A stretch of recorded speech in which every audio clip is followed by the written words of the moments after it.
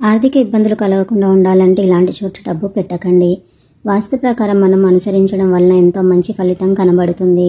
వాస్తు ప్రకారం అనుసరించడం వలన ఆర్థిక సమస్యలు కూడా తొలగిపోతాయి. చాలామంది ఆర్థిక ఇబ్బందులతో సతమతమవుతూ ఉంటారు. ఆర్థిక ఇబ్బందులు కలగకుండా సంతోషంగా ఉండాలంటే డబ్బుకి సంబంధించిన విషయాల్లో కొన్ని పొరపాట్లు చేయకుండా ఉండడం మంచిది.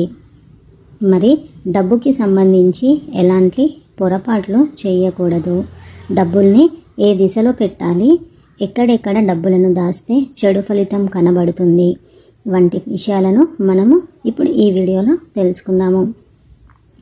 ఫ్రెండ్స్, వీడియోని చివరి వరకు చూసి వీడియో నచ్చితే కనుక లైక్, షేర్ అండ్ సబ్స్క్రైబ్ చేసుకోండి. ఈ పొరపాట్లు చేస్తే ఆర్థిక నష్టాన్ని ఎదుర్కోవాల్సి ఉంటుంది. చాలామంది డబ్బులు దాచుకునేటప్పుడు కొన్ని పొరపాట్లు చేస్తూ ఉంటారు. ఆ తప్పులు మాత్రం చేయకూడదు. వాస్తు ప్రకారం డబ్బులు ఎటువైపు అసలు ఉంచకూడదు.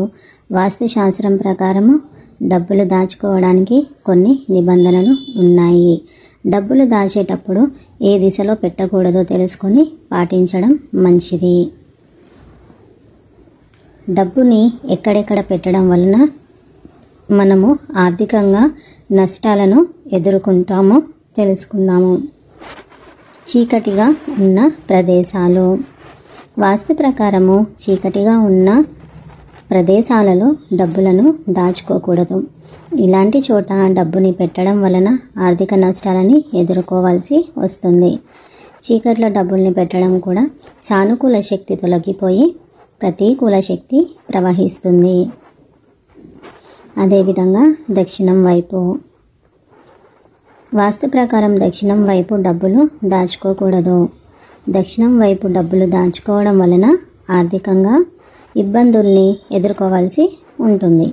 డబ్బుల్ని ఉంచితే ఆర్థిక సమస్యలు ఎదుర్కోవాల్సి ఉంటుంది. కాబట్టి ఈ పొరపాట్లు చేయకుండా మనము జాగ్రత్తగా చూసుకోవాలి. మరి ఏ దిశలో డబ్బుల్ని పెట్టవచ్చును? ఉత్తరం వైపుని డబ్బుల్ని పెట్టవచ్చు. డబ్బులు దాచుకునేటప్పుడు ఉత్తరం వైపు పెట్టడం మంచిది. ఉత్తరం వైపు డబ్బులు ఉంచడం వలన ఆర్థిక ఇబ్బందులు అనేవి ఉండవు. సంతోషంగా ఉండొచ్చు. ధనం పెరుగుతుంది. ఉత్తరం వైపు కుబేరుడు దిక్కు కాబట్టి ఈ దిశలో డబ్బులని ఉంచడం వలన ఆర్థికంగా ఇబ్బందులు వంటివి కలగవు. సంతోషంగా ఉండొచ్చు. ఈ వీడియో కనుక మీకు నచ్చినట్లయితే లైక్, షేర్ అండ్ సబ్స్క్రైబ్ చేసుకోండి.